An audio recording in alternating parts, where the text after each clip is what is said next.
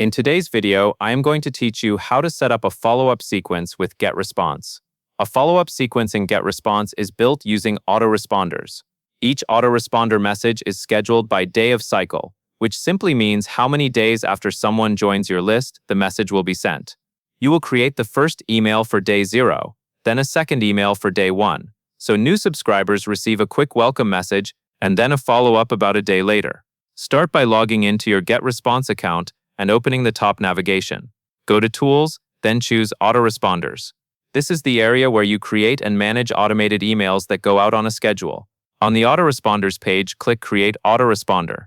You will now set up your first message. For day of cycle, choose 0. Day 0 means the email sends immediately when someone subscribes to the list. So this is typically your welcome email. Next, select the correct list. This is important because the autoresponder will only send to the list you choose. Once your day and list are set, click Design Message to begin building the email. You will be taken into the message editor.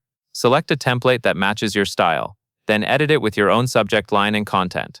Keep your message clear and helpful, and double-check the links and formatting. When you are ready, click Next. Then choose Save and Publish.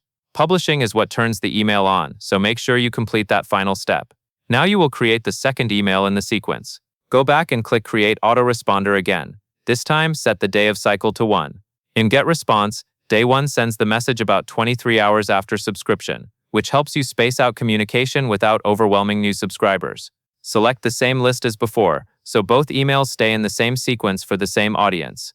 Then click Design Message. Again, select a template, edit the content, and make sure the message fits as a natural follow-up to the first email. When you are satisfied, click Next, then Save and Publish. At this point, you have an immediate welcome email and a next-day follow-up running automatically for that list. That covers everything you need to know.